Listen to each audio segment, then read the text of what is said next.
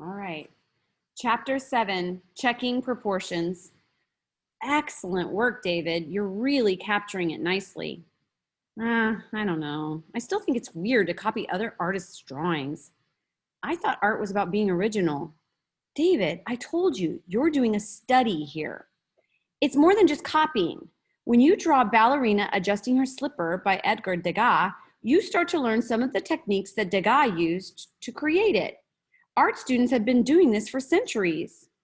Everything you need to know about art, you can learn by doing studies of the great masters. But I'd rather do new drawings, not copies of old drawings. Oh yeah, well, there's no time like the present. Check out that security guard over there.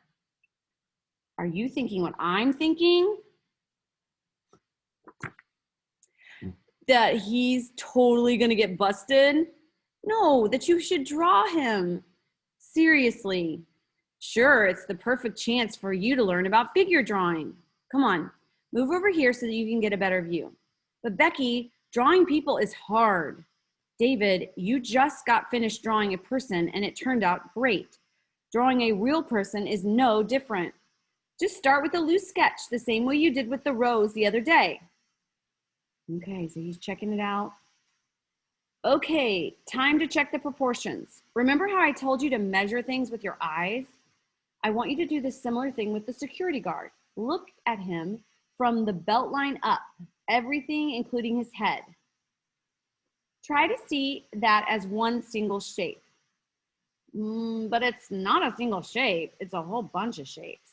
Of course it is, but if you use your imagination to see them joined together, then I'll be able to show you a simple way of checking your drawing's proportions. So he's kind of thinking about seeing them as one whole piece at the top. Okay, I think I've got it. Okay, now look at his body from the belt line to the tips of his shoes and try to see that as a single shape.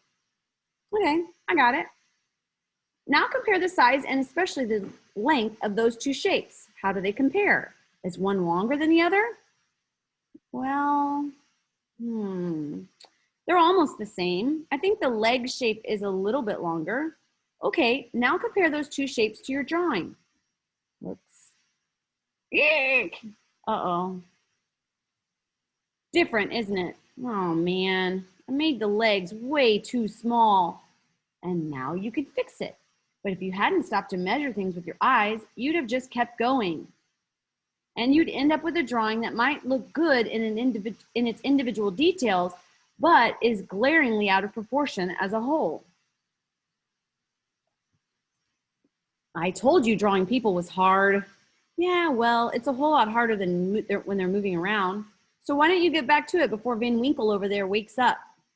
All right, so he keeps going. He's getting back at it. Wow, that's a big improvement, David. You're really getting the hang of drawing what you see. I'm going to turn this into my best drawing yet. I'm going to add shading and details and drop shadow and, David, what? Bad news.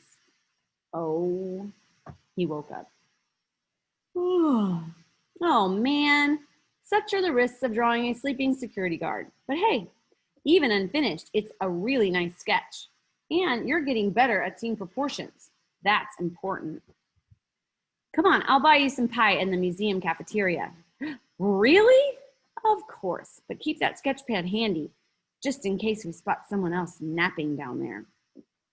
Okay, your turn.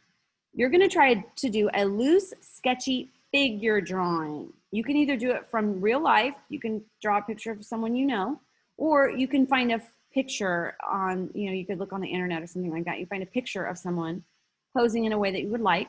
You're going to use the tricks that Becky taught to help you check the correct proportions in your drawing before finalizing any of the lines.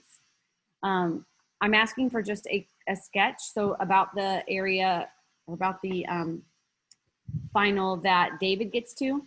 So we're thinking sketch, but I want you to think about proportions and think about looking at the image while you're drawing. Okay, good luck.